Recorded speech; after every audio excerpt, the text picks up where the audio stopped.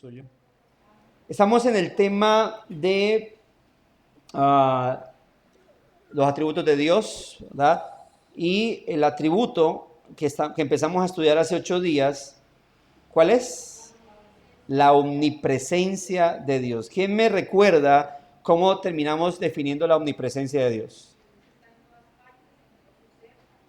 Así es, que Dios está en todas partes, con todo su ser al mismo tiempo. O que Dios está en todas partes al mismo tiempo, en todo su ser. En todas partes, al mismo tiempo, en todo su ser. Es decir, no es simplemente, porque recuerde que hacíamos distinción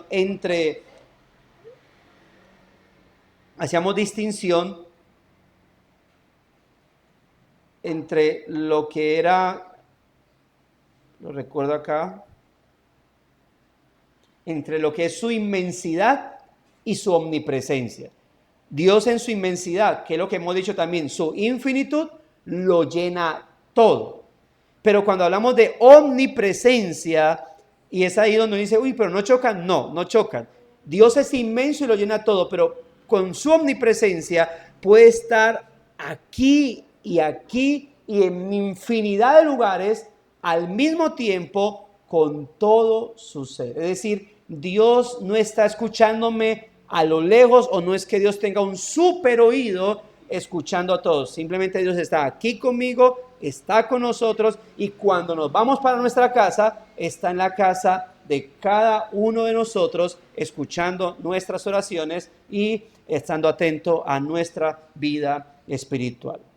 Ahora hablábamos obviamente de cómo los teólogos suelen distinguir 3 modos de presencia.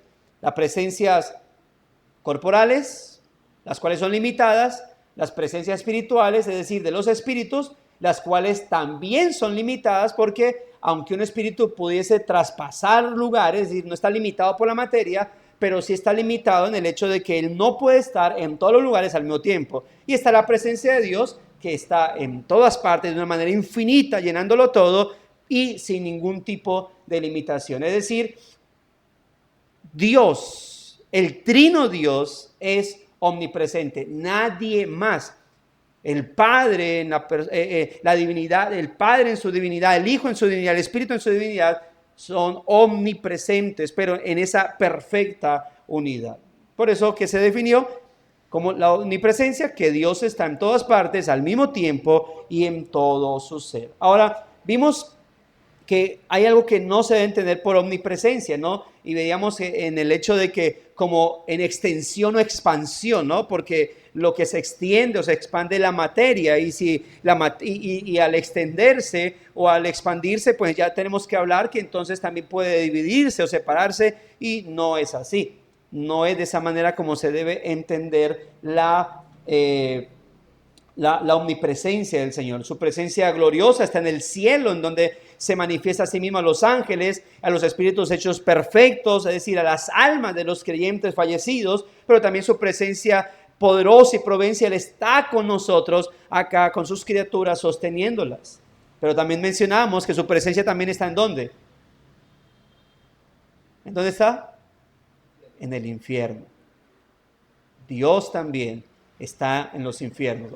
¿Cómo así? Sí, porque Él es omnipresente. Solo que en el infierno está ¿en qué manera?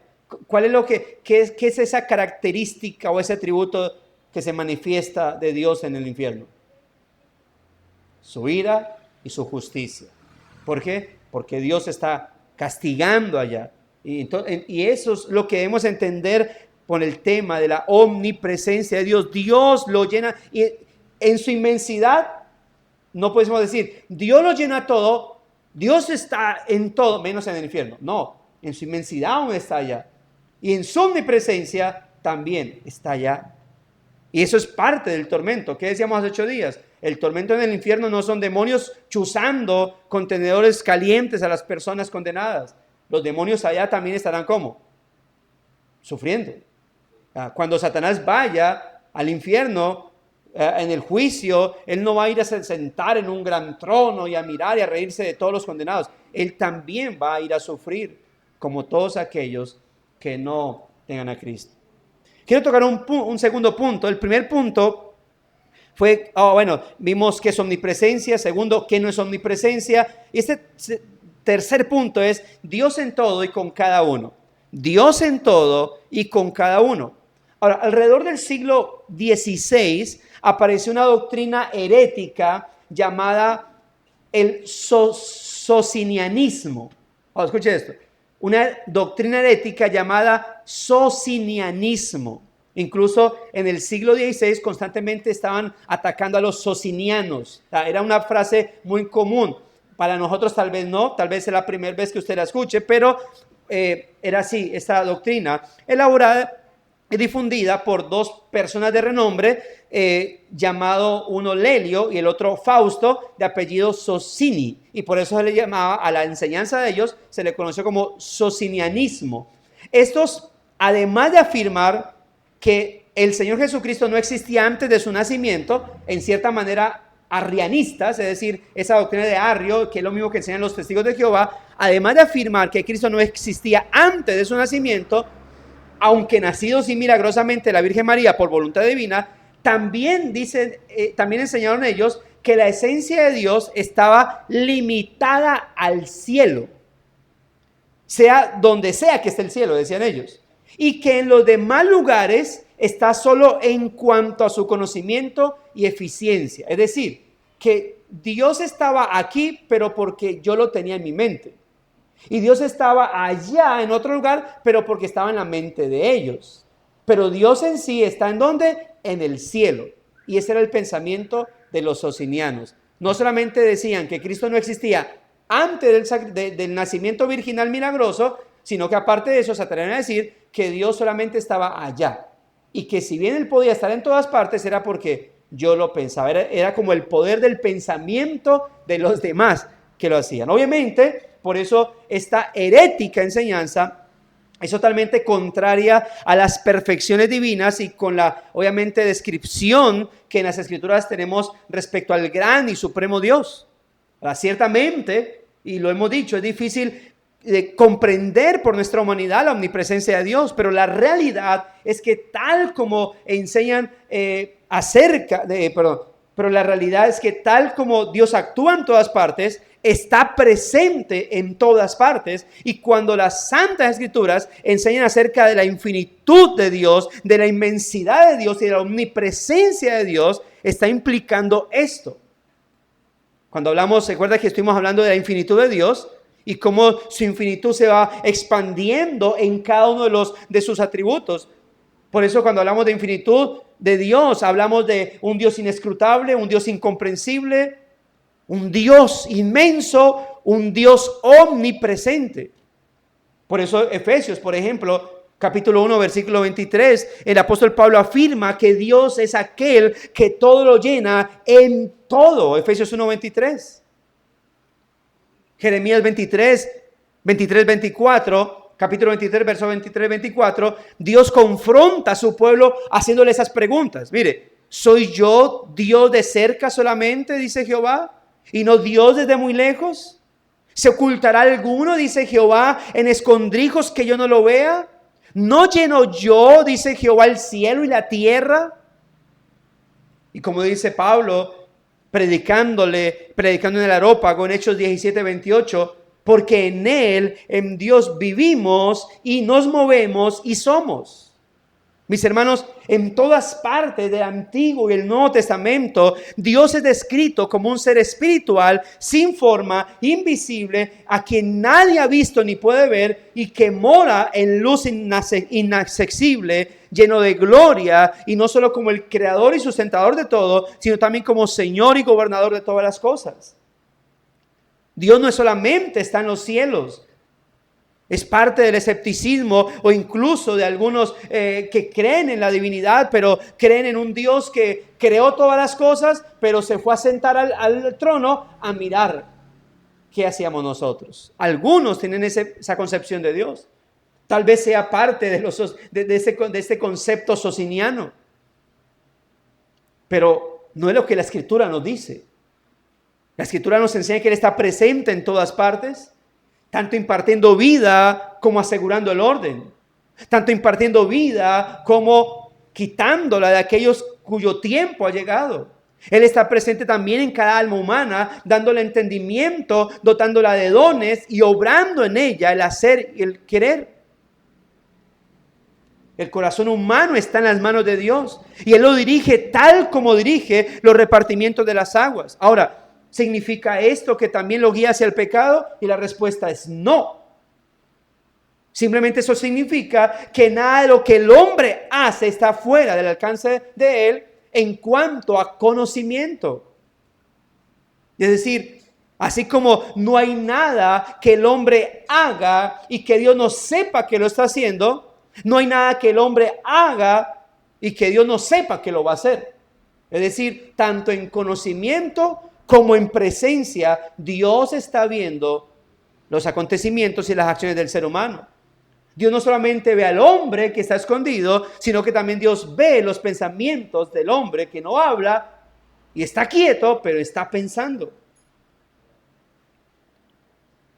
¿Significa que todo lo que vemos es Dios, como lo enseña el panteísmo? Porque uno pudiese pensar eso. Bueno, si Dios está en todo y con cada uno, pero eso enseña el panteísmo. El panteísmo dice que todo es Dios.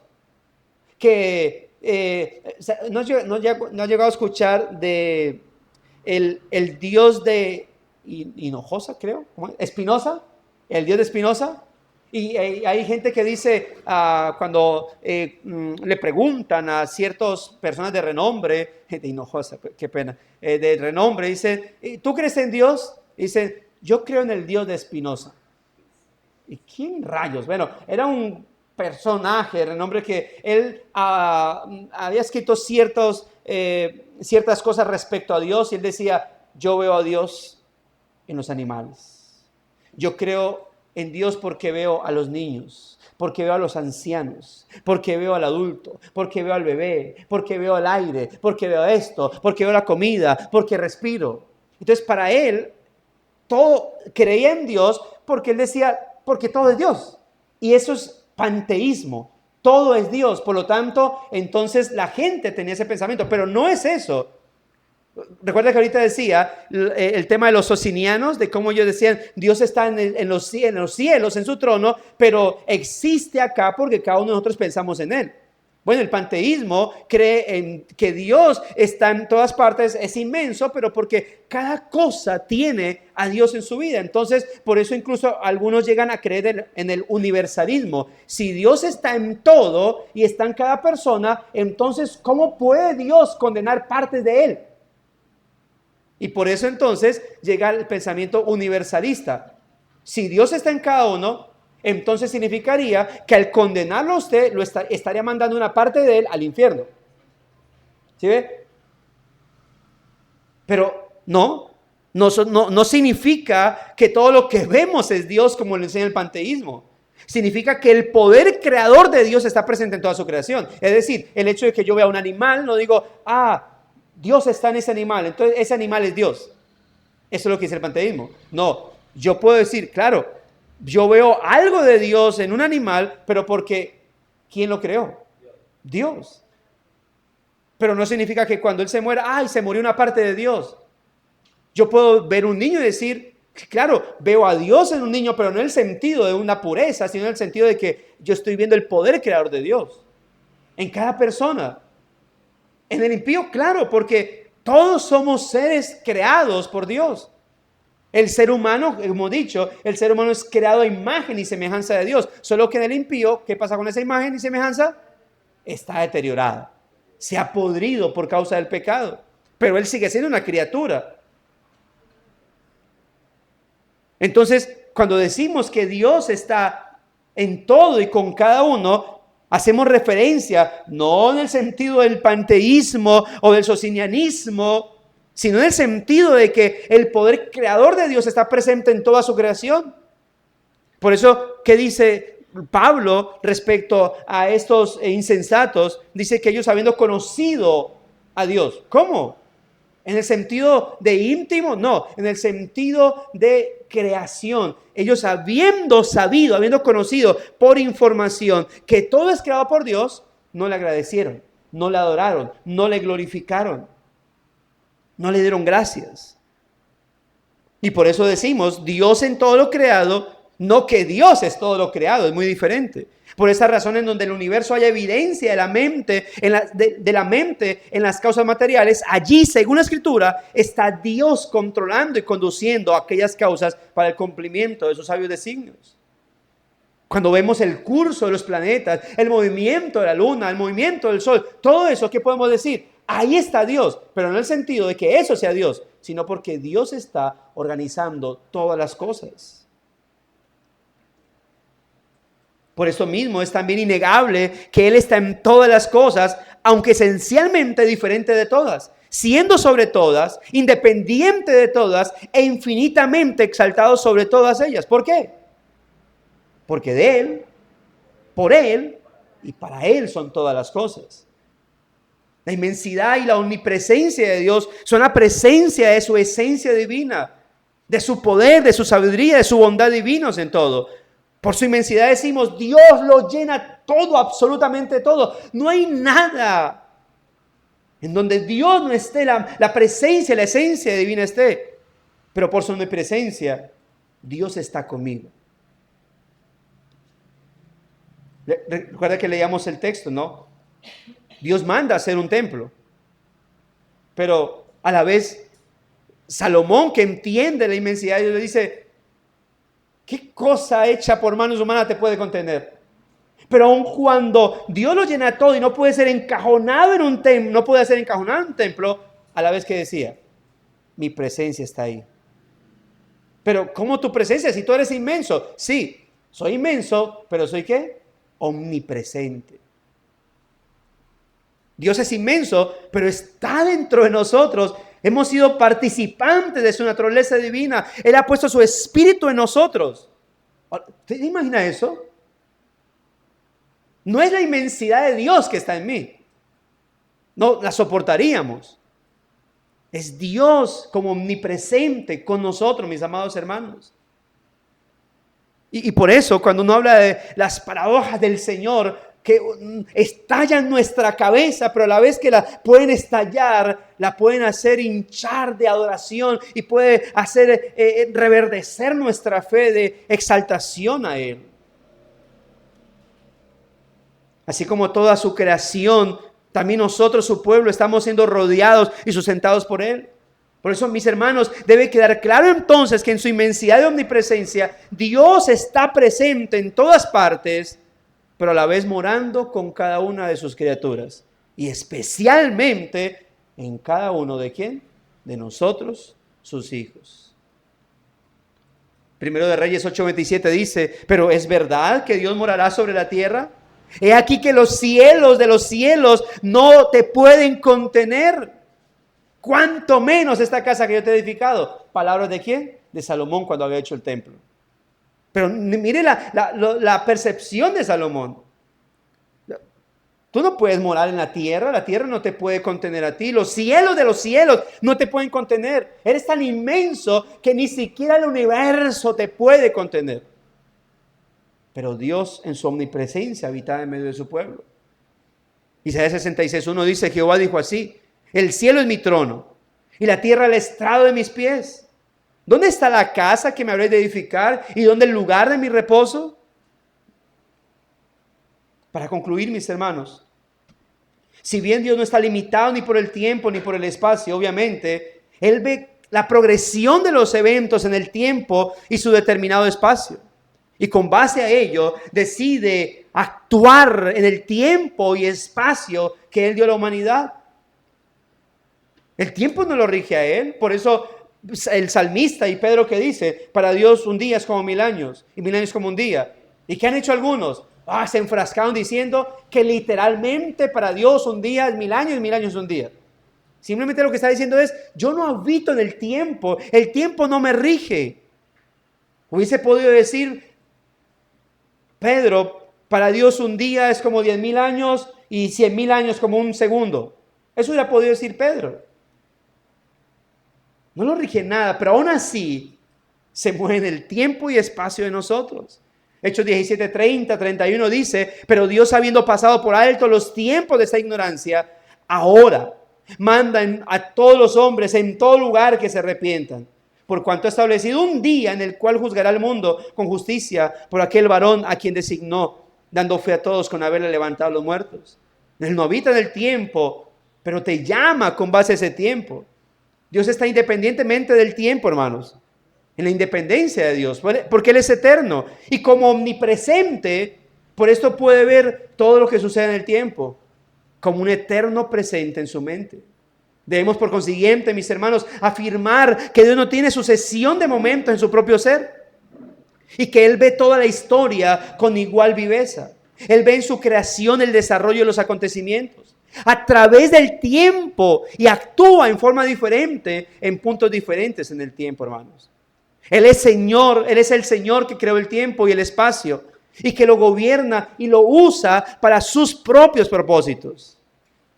Dios no puede actuar en el tiempo porque Él es Señor del tiempo, mis hermanos. La omnipresencia del eterno Dios impide que tanto injustos como impíos, que tanto justos como impíos se escondan o escapen de su presencia. Mis hermanos, que nuestras vidas estén rendidas ante la presencia de nuestro Dios y Padre. No pretendas querer esconder tus pensamientos. No puedes esconder tu vida, no puedes esconder tus pensamientos. No puedes esconder tus pensamientos, no puedes esconder tus decisiones.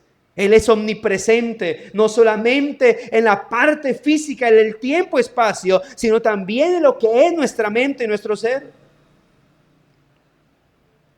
Por eso, hermanos, que no nos dejemos amedrantar por las duras tribulaciones que nos rodean, porque sin duda Él nos librará de todas aquí o en la eternidad. Mis hermanos, que no temamos a los enemigos que quieran destruir nuestros cuerpos, porque Él que lo llena todo en todos sus redimidos está con nosotros. Y si Dios es por nosotros, ¿quién contra nosotros?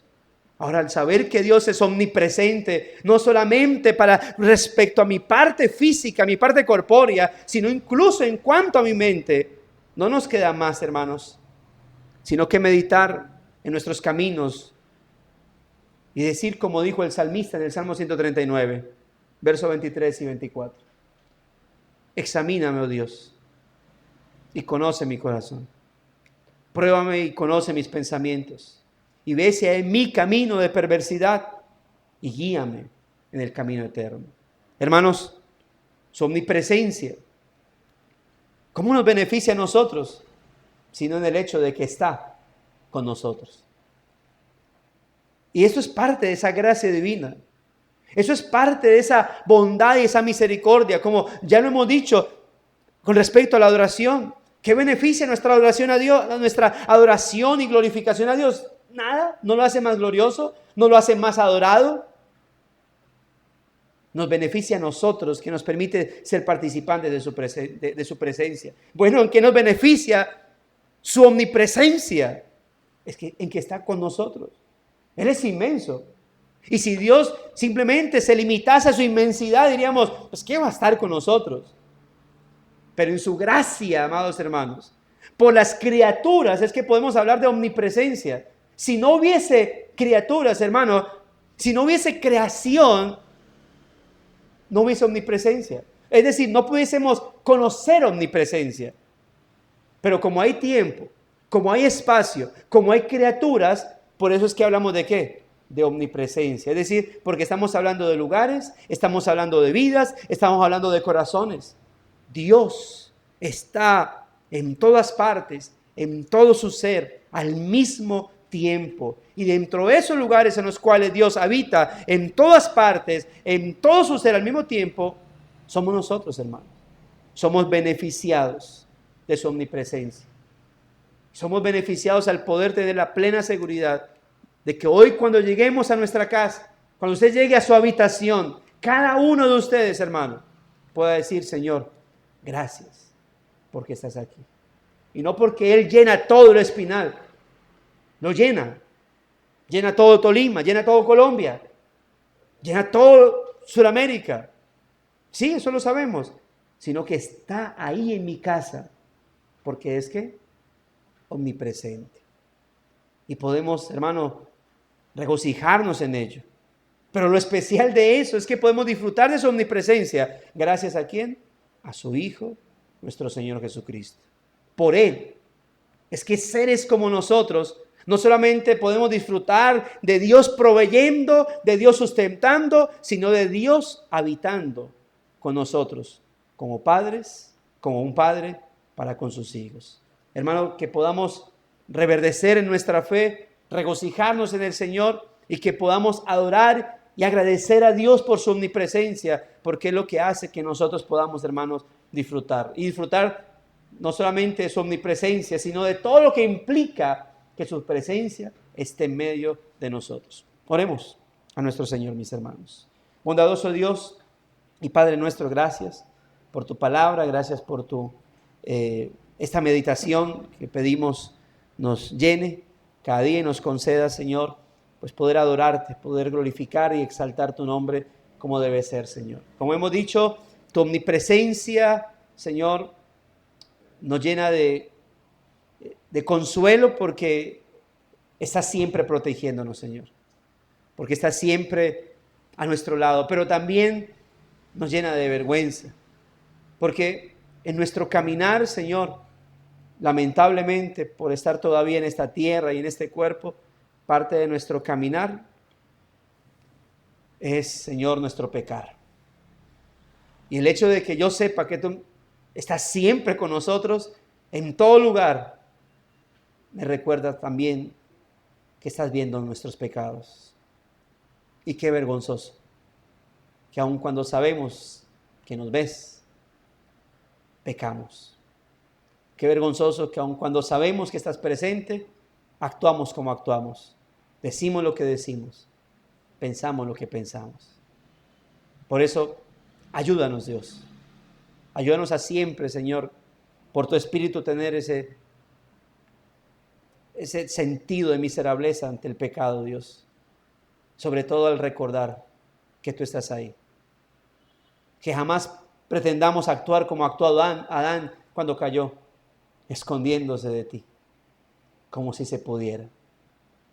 Ayúdanos, Señor, a no dejarnos dominar por nuestro orgullo ante nuestros pecados, sino al contrario, a que en humillación corramos delante de tu presencia, a procurar tu gracia, tu perdón y tu amor, Señor. Gracias, Dios mío. Muchas gracias por permitirnos, si bien no comprender, porque no podemos hacerlo, comprender esas verdades, sí por lo menos apreciarlas, Señor, y adorarte y exaltarte en ellos, Señor. Muchas gracias te damos, Señor. Te pido que lleves en paz y en bendición a mis hermanos, a sus hogares, que los guardes de todo mal, de todo peligro y que les permita llegar sanos y salvos a sus casas, Señor. Te agradecemos por Cristo nuestro Salvador. Amén y amén. Amados hermanos, gracias y paz a sus vidas. El Señor les continúe bendiciendo.